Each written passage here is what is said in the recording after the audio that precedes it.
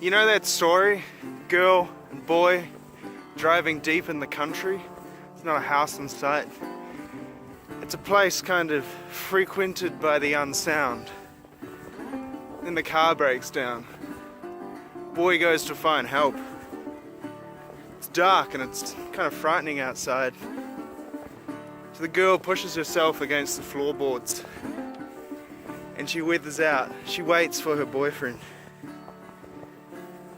And at some point she hears a knock on the window. She ignores it.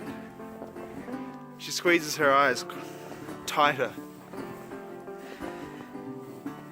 She clenches her fists.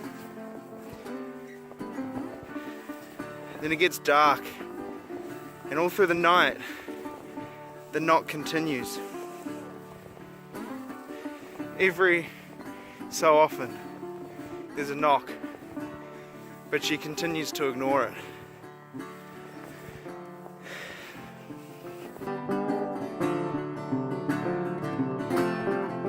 And when day finally breaks, she picks up the courage. She opens her eyes and she looks out. And there she sees what the source of the knocking was. It's her boyfriend's hand hitting the window as his bloody body hangs upside down from a tree. Well, I think I'm in that place today, actually. I'm pretty far in the middle of nowhere, in the middle of the mountains. And it's really quiet, kind of spooky.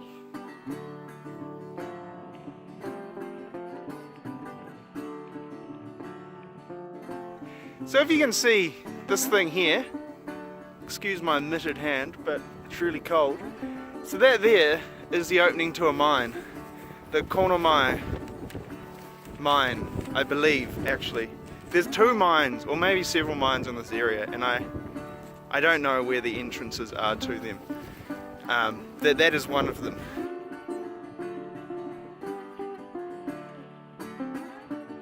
So this area was actually one of the biggest gold mines in Asia at the time. And at its peak in the 40s, there was about 15,000 people living in this area. You can see behind me some of the apartments where those people lived.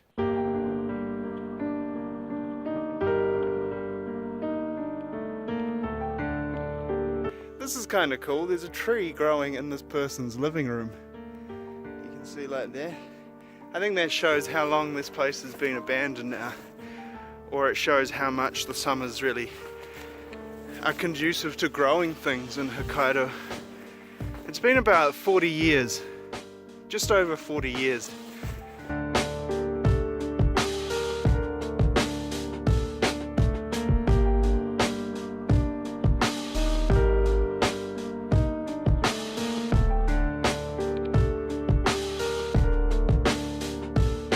So gold was discovered here in about 1915, and that set off a huge expansion.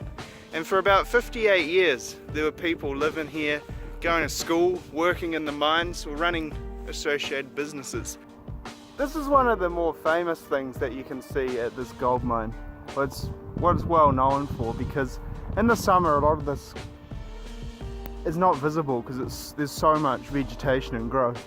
But this chimney stack here for the smelter, or whatever it was, that's always visible year round. So many people know this area because of that. They've driven past it or whatever.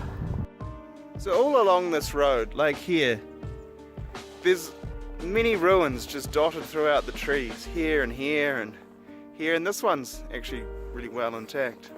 And there's more over here and over here. And most of these, they're actually unrecognizable now, and it's really hard to tell what they used to be.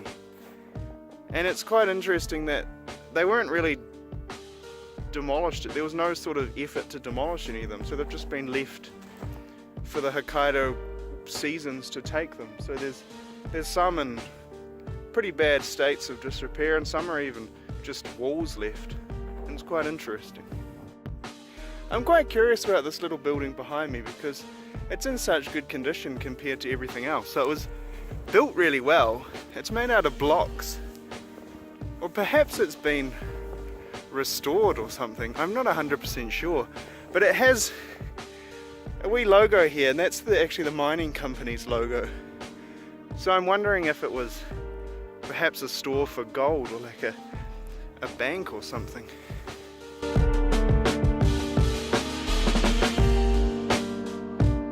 It's got some good solid doors here and a grate here on the window, so I guess it was some sort of building to keep things secure. I also noticed that it's got relatively new iron on the roof, so I think it has been restored, which would explain why it's in such good condition. But looking inside, I think maybe they used it to store bird shit.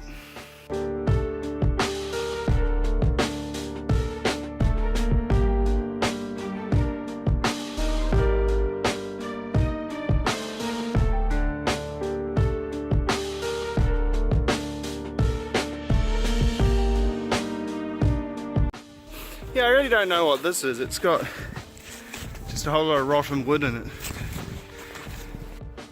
So here are some remnants of, I guess, a railway line that came across the road, and here's an embankment here for it too.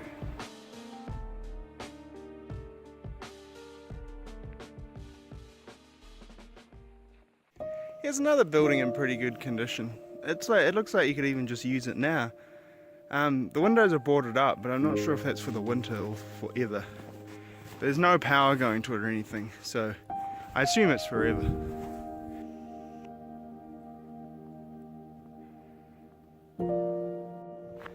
So I think at one point there were many railway lines in this valley, and here's the remains of another part. This was a bridge that crossed over this river here, over the valley, onto the other side.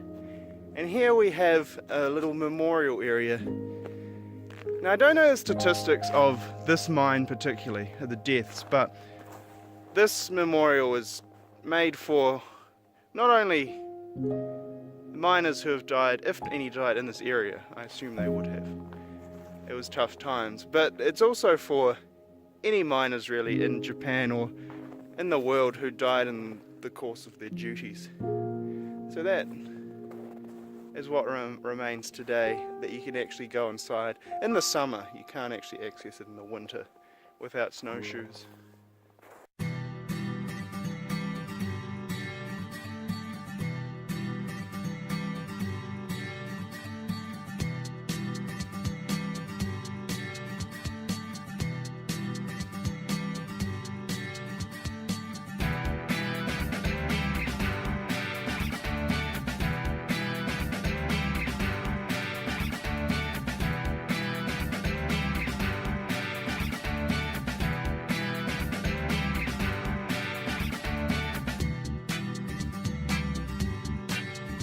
So here's quite a substantial bridge that's left, and I have read and from research I think it was a railway bridge, but I can't guarantee that because it's really hard to tell and the aerial photos aren't very good, but I assume that is what it was too. And over here there's a few more ruins.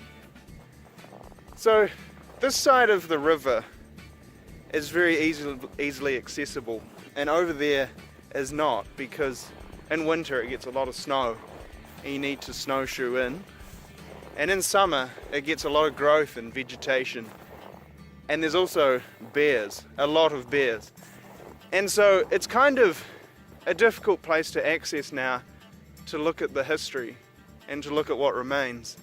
And the other aspect is it's actually illegal to enter, so you'd be trespassing if you enter most of these areas, which is a real shame. It would be nice if there was some way to look at it still that was legal and easily accessible, even just a small part.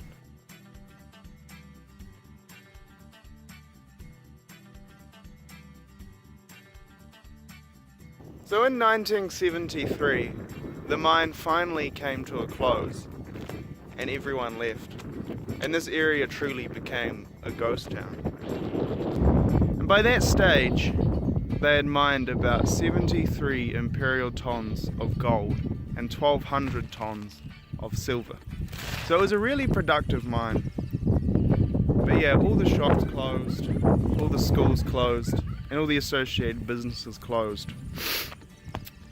So that's what has led to what it is today, with the abandoned buildings, all the apartments and the bridges and meeting halls. All that's left now that has any resemblance to the mine that was once here is this behind me. It's run by the same company, and it says quarry on the sign, but it's run by the mining arm of the company that mined this area. So I assume there's a little bit of mining still possibly going on, because there is still gold in these hills. There's still silver in these hills. So now we're left with this town of ruins, mostly crumbling and dangerous, and most of it off limits. But it's quite an interesting area, and it's interesting that there was 15,000 people living here and working here, and now there's 0. That's quite a big change. So the mine closed just over 40 years ago. So I was showing you some of the highlights of this area, the Konomai mine area, and I hope that was interesting. There's more that I'd like to show you, but it's over the other side of the river, and as I said before, it's inaccessible, it's dangerous, and it's illegal. So I don't want to do illegal things on video, but off video is probably okay. But yeah, that's a shame. But for now, I'm gonna go and have some lunch, some fried chicken, and have an onsen. So I'll see you next video.